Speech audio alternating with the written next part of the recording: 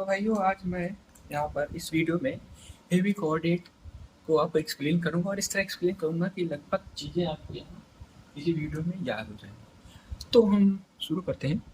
Hemy coordinate. अब hemichordata में आप जानते हैं कि हेमी कोऑर्डिनेटा पहले कोऑर्डिनेटा के अंदर ही आता था, लेकिन बाद में इसको हम सब फाइलम इसको बाद में हमने नॉन कोऑर्डिनेट्स में ऐड कर दिया। लेकिन अब बात आती है कि ऐसा हमने क्यों किया।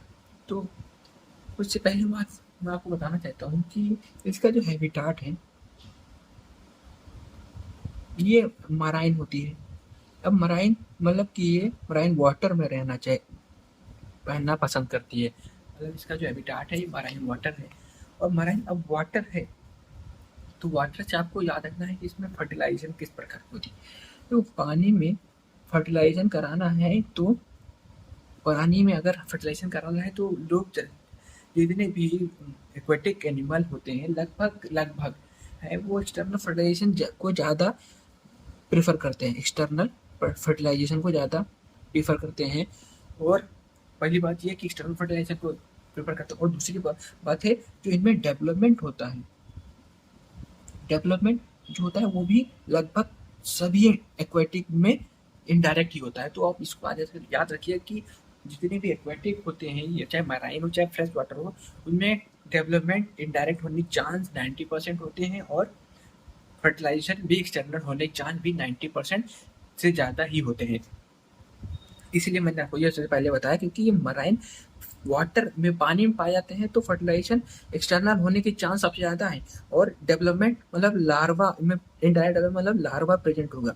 अब लार्वा प्रेजेंट होगा जैसे फ्रॉग में टैडपोल लार्वा होता है तो वो एक्वेटिक होता है। तो एक्वेटिक होता है मतलब कि पानी में आसानी से सुरक्षित रह सकता है। एक्वेटिक लार्वा केवल एक्वेटिक वाले ही बनाते हैं। तो इसीलिए यहाँ पर लार्वा ही यहाँ पर आपको। अब हम आते हैं कि ऐसा मतलब अब आगे इनके फीचर के बारे में जानते हैं।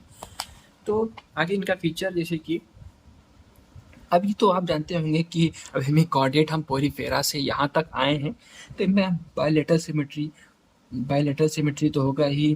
फिर ऑर्गन सिस्टम ये तो आप सब जानते हैं, organ system level of organization इनमें पाया जाएगा ही और ये भी सिलोमेट ही होंगे। और ये बात और आपको जो इम्पोर्टेंट है याद रखिए कि इनमें ओपन सर्कुलेटरी सिस्टम होता है।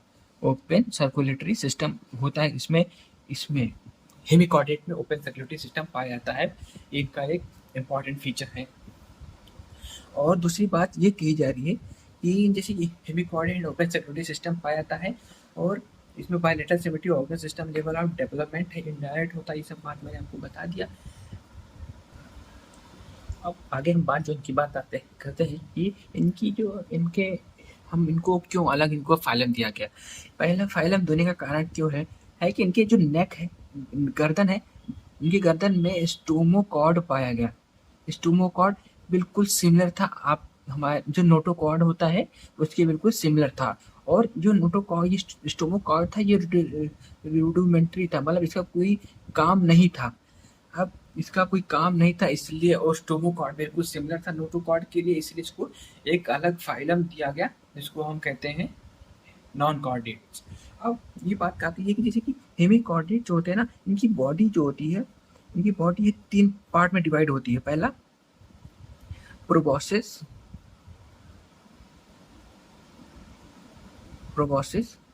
कॉलर और ट्रंक। और इसी ट्रंक कॉलर रीजन में ही स्टोमोकॉर्ड पाया गया था।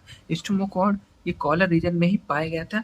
और इसमें जो कह रहे हैं कि जो एक्सक्रीशन है ना, एक्सक्रीशन के लिए जो ये प्रोबॉसिस है यही रिस्पॉन्सिबल होता है। तो एक्सक्रीशन के लिए जो हेमी कोऑर्डिनेट्स में है ये आपका प्रोबॉसिस ही रिस्पॉन्सिबल होता है। और इसमें जो रिस्पिरेशन अब एक्वेटिक है तो गैस तो प्रेजेंट होंगे ही, तो वही एक्वेटिक है तो इसलिए इनमें गैस प्रेजेंट है। और ऐसी बात और क्या है कि इनकी जो ये जो हेमी कोऑर्डिनेट रहता है ना वार्म लाइक एनिमल जैसे अर्थवॉर्म टाइप होते नहीं है, कुछ तो वार्म लाइक होते हैं, सिलेंड्रिकल होते हैं। तो ये वार्म लाइक एनिमल